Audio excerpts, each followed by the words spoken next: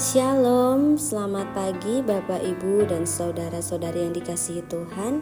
Kembali kita akan bersama-sama merenungkan kebenaran firman Tuhan pada pagi hari ini. Sebelumnya mari kita berdoa. Hati kami limpah dengan segala ucapan syukur kepadamu ya Tuhan. Terima kasih untuk anugerah kasih setiamu yang kau limpahkan dalam kehidupan kami. Terima kasih untuk kekuatan kesehatan, untuk nafas kehidupan yang masih Tuhan anugerahkan bagi kami. Pagi hari ini sebelum kami menjalankan setiap tugas tanggung jawab kami rindu bersama-sama membaca dan merenungkan kebenaran firman-Mu. Urapi kami dengan hikmat-Mu agar kami dapat mengerti dan memahami firman-Mu untuk kami dapat lakukan dalam kehidupan kami hari lepas hari. Di dalam nama Tuhan Yesus Kristus. Amin. Bapak, Ibu, dan saudara-saudari yang dikasihi Tuhan, firman Tuhan yang akan sama-sama kita baca dan renungkan pagi hari ini terambil dalam surat Roma pasal 16 ayat 17 hingga ayatnya yang ke-20. Tetapi aku menasihatkan kamu, saudara-saudara, supaya kamu waspada terhadap mereka yang bertentangan dengan pengajaran yang telah kamu terima, menimbulkan perpecahan dan godaan. Sebab itu hindarilah mereka. Sebab orang-orang demikian tidak melayani Kristus Tuhan kita, tetapi melayani perut mereka sendiri. Dan dengan kata-kata mereka yang muluk-muluk dan bahasa mereka yang manis, mereka menipu orang-orang yang tulus hatinya. Kabar tentang ketaatanmu telah terdengar oleh semua orang. Sebab itu aku bersuka cita tentang kamu. Tetapi aku ingin supaya kamu bijaksana terhadap apa yang baik dan bersih terhadap apa yang jahat. Semoga Allah, sumber damai sejahtera, segera akan menghancurkan iblis di bawah kakimu.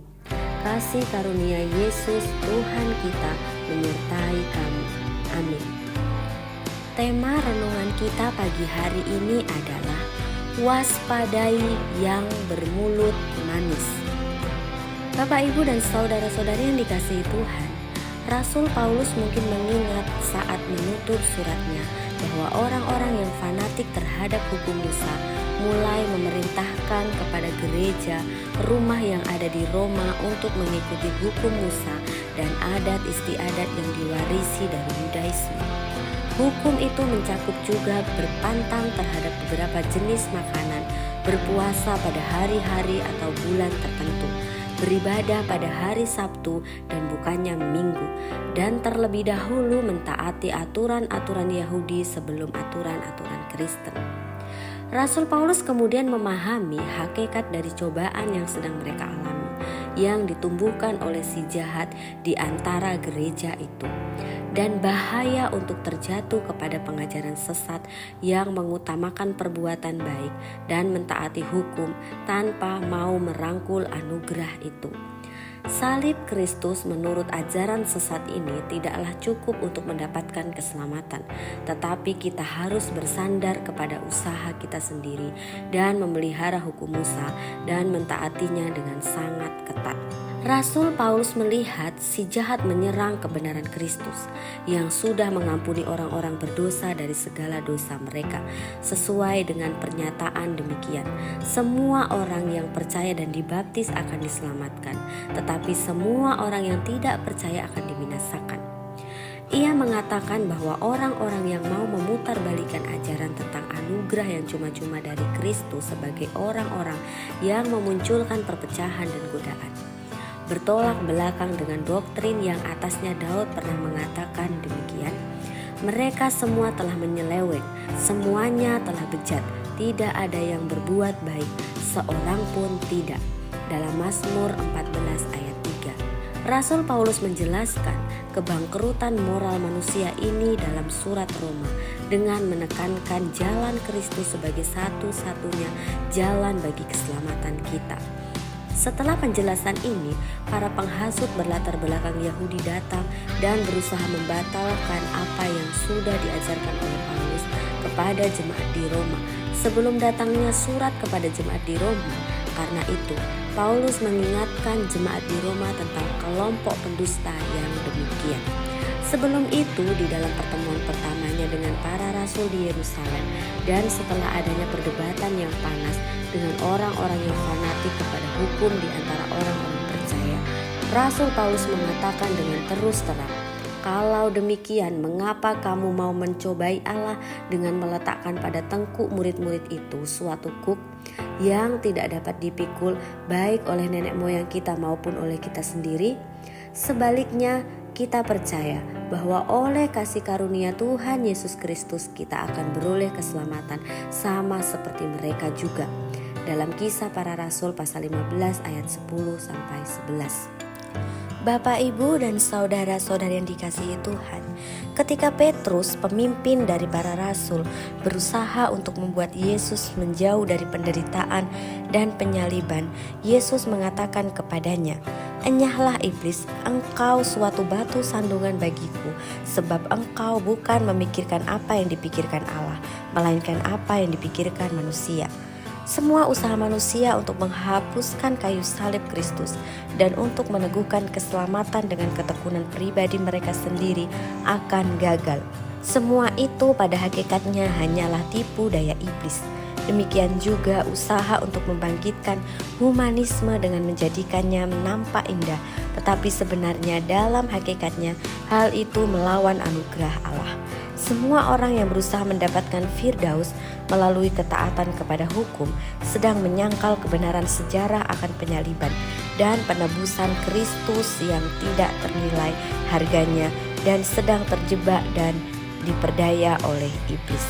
Dalam suratnya, Rasul Paulus memberikan pengajaran kepada orang-orang percaya yang sedang merasa bingung di Roma dan mengatakan, "Berhati-hatilah terhadap para pendusta itu dan menjauhlah dari mereka, dan jangan izinkan mereka berbicara di dalam pertemuan gereja rumahmu, karena tidakkah kamu mengerti apa yang dikatakan oleh Yesus dalam perkataannya, 'Kamu telah mendengar firman, tetapi aku mengatakan kepadamu.' Para pendusta itu masih hidup di masa lalu dan belum beralih ke masa yang baru, masa anugerah. Karena itu berpeganglah kepada Dia yang disalibkan dan yang sudah bangkit dari kematian, dan kamu akan hidup selamanya." Setelah perkataan yang sangat menguatkan itu, Rasul Paulus di dalam kemarahan kudusnya menjanjikan kepada jemaat di sana dengan pernyataan yang sangat unik yang tidak akan ditemukan di bagian lain di dalam kitab suci. "Semoga Allah sumber damai sejahtera segera akan menghancurkan iblis di bawah kakimu." Pernyataan yang sangat tegas ini berarti bahwa Allah damai sejahtera yang dari dalam kepenuhan damai sejahtera di dalam dirinya akan mencurahkan damai sejahtera itu ke dalam hati mereka. Allah ini yang tidak pernah menjadi bingung akan mengalahkan kejahatan ketika Kristus datang kembali dari surga.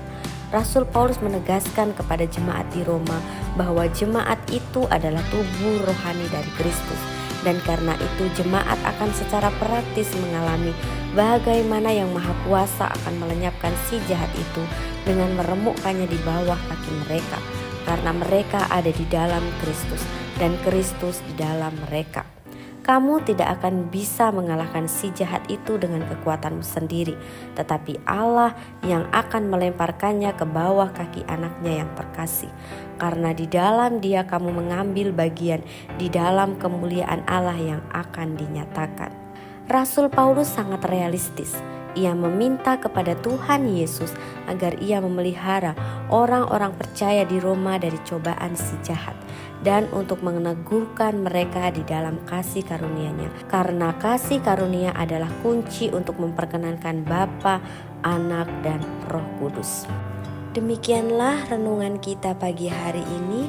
Mari kita berdoa. Terima kasih ya Tuhan untuk kebenaran firman-Mu pagi hari ini yang sudah kami baca dan renungkan bersama-sama.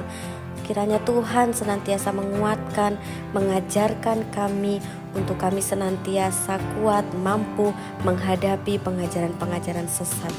Biarlah kami boleh membedakan pengajaran yang benar yang sesuai dengan kebenaran firman-Mu dan pengajaran yang menyesatkan kami. Bukalah mata hati kami ya Tuhan, untuk melihat Engkau mengalahkan si jahat dan menjaga kami dari setiap upaya untuk menebus diri kami sendiri. Karena hanya Engkaulah dan tidak ada yang lain. Hanya satu-satunya Engkau, Juru Selamat dalam hidup kami. Dalam nama Tuhan Yesus Kristus, kami siap menjalani di sepanjang hari ini dengan anugerah penyertaan kasih karunia dari Tuhan Yesus Kristus. Dalam nama Yesus, amin. Selamat beraktivitas, Tuhan Yesus memberkati.